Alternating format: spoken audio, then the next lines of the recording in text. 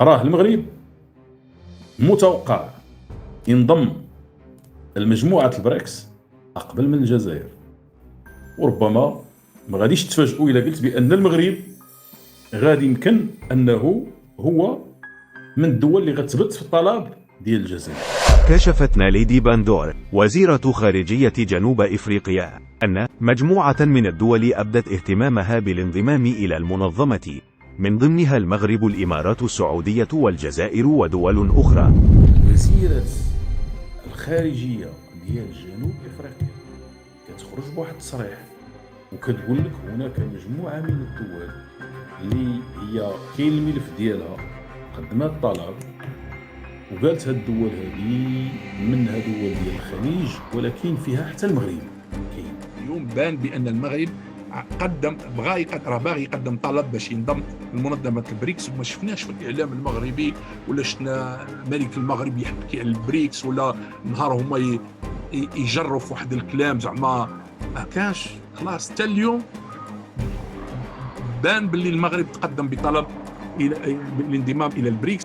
وتجدر الإشارة إلى أن الجزائر كثفت من جهودها الدبلوماسية في الآونة الأخيرة للحصول على مقعد في بريكس، إذ أكد الرئيس الجزائري في لقائه الأخير مع وسائل الإعلام أن دول المنظمة تدعم انضمام الجزائر إليها، إلا أن الحقيقة بعيدة كل البعد عن ما قاله، حيث لاقت رفضا قاطعا من البرازيل والهند. انتبه بأن الهند دايره الفيتو عليه، ولذلك راح تشوفوا لما نتكلموا عليها المره الجايه شوفوا ان تبون يتكلم على يقول لك احنا يعني الصين وروسيا وجنوب افريقيا راهم معانا، وحتى البرازيل، لان البرازيل عندها تحفظ لكن مش تحفظ كبير، لكن الهند ما يذكرهاش لان الهند هي المتحفظ الرئيسي، والهند في الحقيقه مش متحفظه على الجزائر لاسباب، لان الجزائر تقدر تعطي لها الجزيه وتروح، لان الامارات عندها دور رئيسي في الهند، في تعاون كبير جدا ما بين الإمارات والهندوس.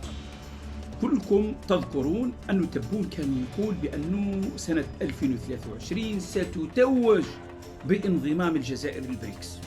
خلاص الإعلام التابع للنظام طبل وزمر وخلاص بدأ يدير حتى في اللوجو نتاع البريكس. فما هي المؤهلات التي يتوفر عليها كل من المغرب والجزائر؟ وما الذي قد يعيق دخول هذا أو ذاك؟ الجزائر لا تملك أي مؤهلات اقتصادية تؤهلها بالانضمام للبريكس. أنت قبل ما تفكر في البريكس كان من المفروض يفكر في التنمية الداخلية. التنمية هذه كيفاش تبدأ بالاستقرار السياسي. ماذا بيا البلاد تنضم لمنظمة البريكس بالصحة.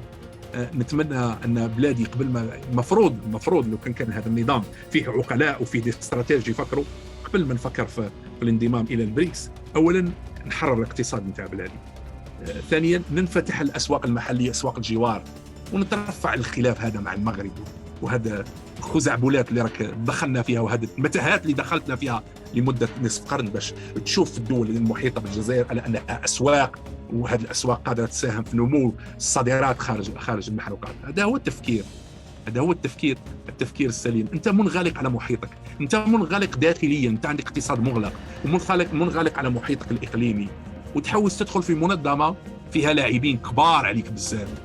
يعني بكل صراحة الناس اللي راهم شادين الحكم في هذه البلاد الناس ما عندهمش تفكير سليم.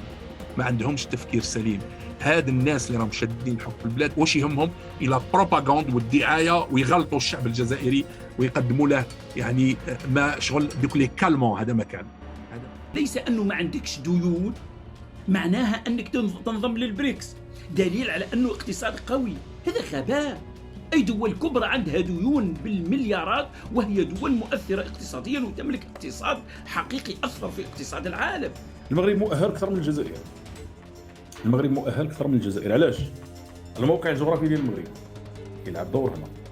المغرب الموقع ديالو العمق الاستراتيجي هو غرب افريقيا، المحيط الاطلسي هو الواجهه الاطلسيه اللي تريدها الدول ديال البريكس توصل لها، غرب المتوسط، اوروبا.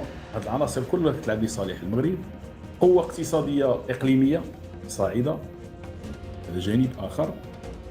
عنده علاقات ديال شراكه اقتصاديه مع روسيا ممتازه، وروسيا باغا تجي شراكات اكثر.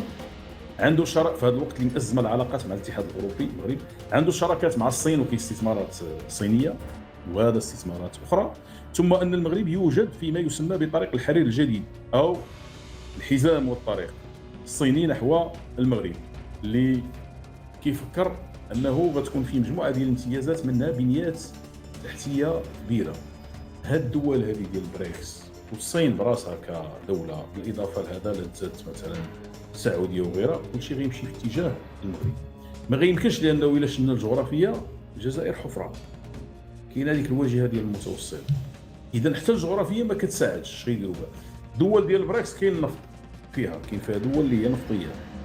الاقتصاد المغربي ينمو بواحد الطريقه سريعه ومتنوعه، ما يمكنش بمعنى فايت الاقتصاد الجزائري ولو الجزائر دوله ديال النفط، ولكن الاقتصاد المغربي راه فايت الاقتصاد الجزائري. بالمناسبه فايتو والبنيات اللي كاينه في المغرب راه فايتينو حنا من بواحد 70 عام بلا مبالغه. عودة للمغرب، أنا علاش قلت المغرب عنده الإمكانيات وعنده المؤهلات باش يكون عضو، لأن عنده اقتصاد متنوع. المغرب حاليا يتصدر فقط في صناعة السيارات أكثر من 10 مليارات دولار. المغرب لما تمشي للأسواق الأوروبية ولا الأسواق الأمريكية توجد المنتجات المغربية. المغرب تجي عليه منافس، ستان كونكيرون. احنا اللي راهم الناس يديروا لاشان على السميد وعلى الزيت وردهم يديروا لاشان على الروز واللوبيا والعدس. المغرب المنتجات نتاعو اللي مصنعه محليا غزت الاسواق في كندا وغزات الاسواق في امريكا. خلينا بالسوق الاوروبيه راه من بكري.